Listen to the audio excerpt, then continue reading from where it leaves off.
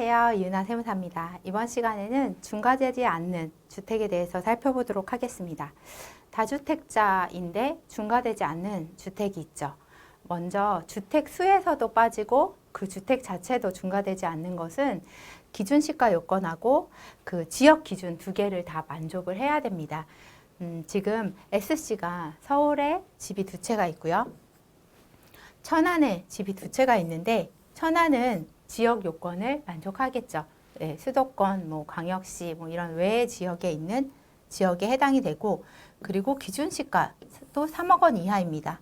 두 개 다 만족했으면 얘는 주택 수에서 빠지고 얘 자체를 팔 때도 중과가 되지 않는 주택입니다.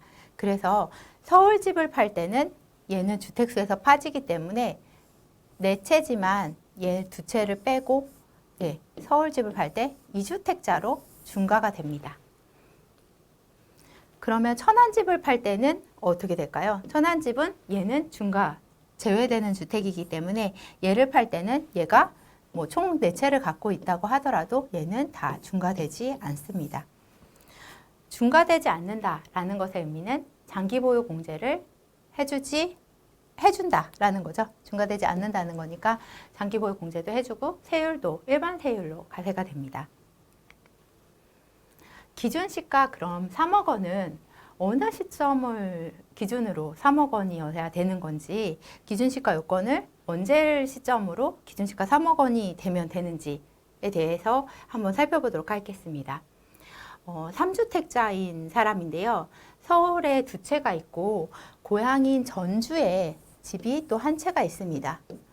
조정 대상 지역인 서울에 있는 집을 먼저 팔아야 될 사정이어서 2019년 4월 초에 서울에 있는 아파트를 팔았는데요.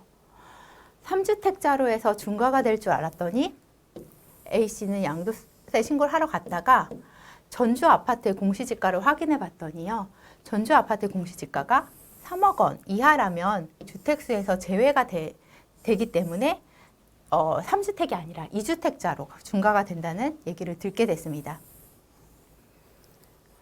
근데 전주 아파트 공시가격이 2018년에는 2억 9천만 원인데 2019년 예정, 지금 예정이라고 했으니까 지금은 아직 공시가 되기 전입니다.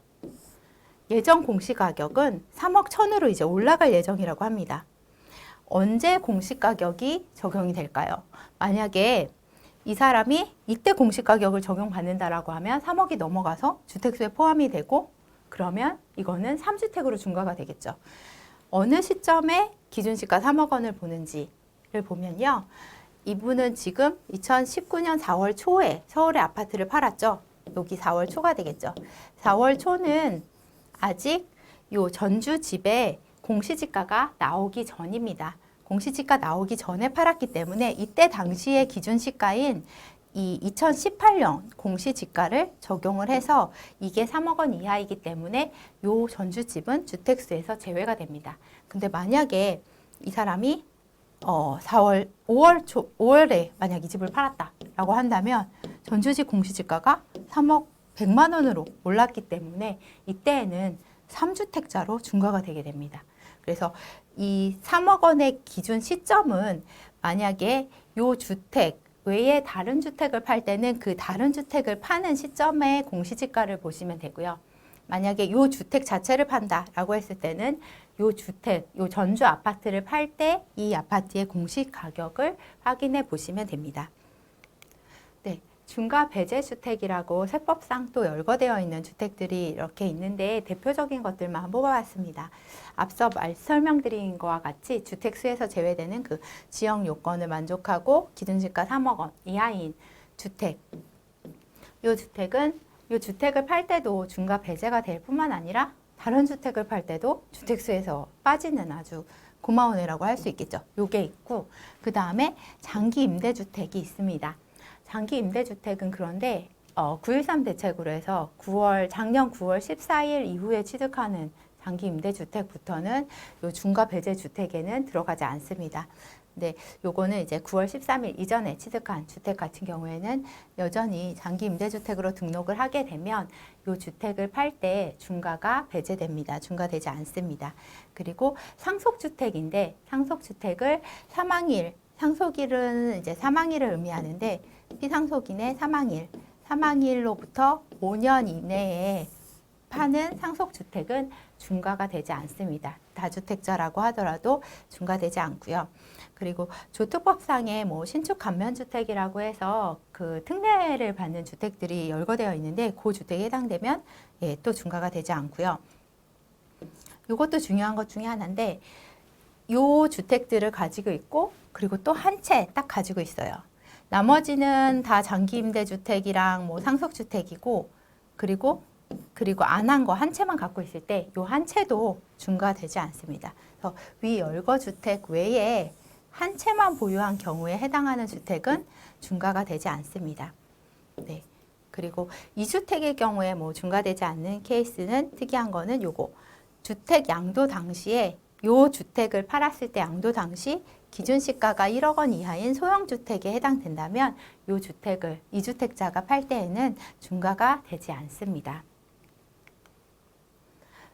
마지막으로 요거를 한 번 더 정리해 보면 지역하고 가액 요건을 만족한 주택은 얘를 팔 때 중과되지 않고 그리고 요 다른 집을 팔 때도 주택수에서 빠지게 됩니다. 그런데 중과 배제 주택 그냥 얘가 아닌 그런 다른 일반적인 중과 배제 주택은 얘를 팔 때 중과되지 않는 건 동일하지만 요 주택 이 주택 중과 배제 주택 외에 다른 주택을 팔 때는 주택수에 포함이 됩니다. 그래서 요 중과 배제 주택이 주택수에 포함이 되느냐 마느냐에 굉장히 혼동이 많이 일어나는데요. 요 중과 배제 주택은 얘를 팔 때는 중과되지 않지만 다른 주택, 다른 애를 팔 때는 주택수에 포함된다라는 거 반드시 기억해 주시면 좋을 것 같습니다. 이번 시간 여기서 마치겠습니다. 감사합니다.